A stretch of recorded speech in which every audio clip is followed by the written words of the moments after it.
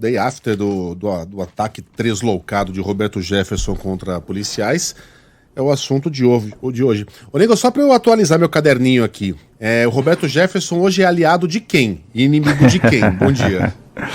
Nesse momento de ninguém, viu, né? Megali? É aquela velha história, né? Quando tem aí algo espinhoso, ninguém quer assumir a paternidade, né? Ou a aliança com o Roberto Jefferson, né?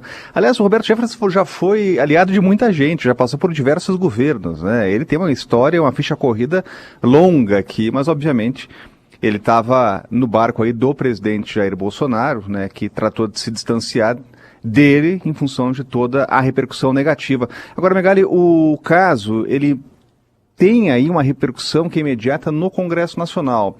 Se até então a gente estava vendo uma crítica muito dura do Congresso Nacional, em razão do que parlamentares avaliavam como o Poder Judiciário extrapolando os limites, né, em atos, inclusive, que se associavam até à censura, a ataques a liberdades individuais ou de expressão, essa era a avaliação de muitos parlamentares. Quando chega o caso de Roberto Jefferson, o que a gente vê é uma imediata união do Congresso Nacional em defesa, primeiro dos policiais lá que foram atacados, depois do Judiciário, né? E a manifestação do presidente da Câmara, Arthur Lira, é muito nessa linha. Ele que é realmente alguém muito alinhado ao presidente Jair Bolsonaro, e também já fez muitas críticas a excessos do Judiciário.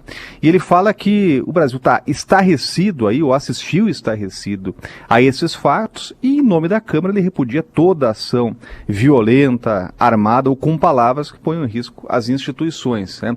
A manifestação, quem fez primeiro foi o presidente do Congresso Nacional, Rodrigo Pacheco, né, quando Roberto Jefferson agrediu verbalmente a ministra Carmen Lúcia, e a gente vê ecos dentro do Congresso Nacional. Então esse é um movimento importante. Se a gente estava vendo até então uma crítica pesada do Congresso em relação a ações avaliadas pelos parlamentares como excessos do Judiciário, agora a gente vê uma defesa do Judiciário, né? É aquela coisa, Megali, um fato, uma ação, dessa vez tresloucada aí por parte de Roberto Jefferson, pode mudar os ventos aqui em Brasília, e a gente nota realmente agora uma união em defesa aí do Judiciário e também da polícia.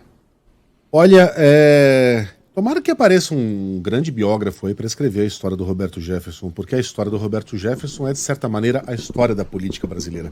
Não houve governo de nenhuma vertente ideológica que em algum momento não dormiu de conchinha com o Roberto Jefferson. Todos, FHC, Lula.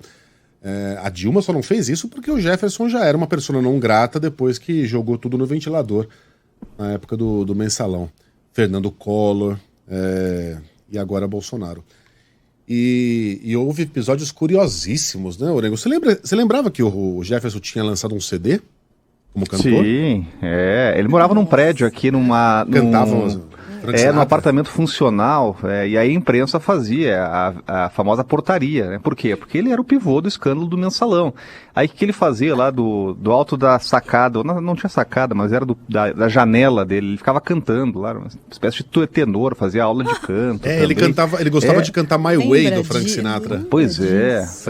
E aí assim, era um personagem naquela época, né, do mensalão, e continuou sendo. É impressionante, né, como ele acabou ganhando vida longa aí na política, né, mas a gente se recorda naquela época, né, era o político mais procurado em Brasília porque foi o pivô do escândalo do mensalão, né, e depois da condenação, de ser extirpado aqui do Congresso Nacional, acabou voltando a ser na política. Os depoimentos eram engraçadíssimos, né, ele virava lá pro Zé Dirceu e falava que o Dirceu mexia com os instintos, como é que era? Os instintos mais profundos. Mais primitivos. Os meus instintos mais primitivos. Lembra quando ele apareceu com aquele olho roxo? Eu não esqueço disso, gente. Apareceu com a cara toda inchada, falou, ai não, foi uma estante que caiu em cima de mim, né, Orengo? Foi essa história, né? Na época, várias teorias da conspiração surgiram, né? Mas é um personagem da política brasileira que tem esse triste fim. É o meu malvado favorito, né? E quando eu digo que alguém tem que biografar o Jefferson, não é que ele seja um personagem desejável e praticante da boa política. Não, às vezes os piores personagens, os piores caráteres geram os melhores livros.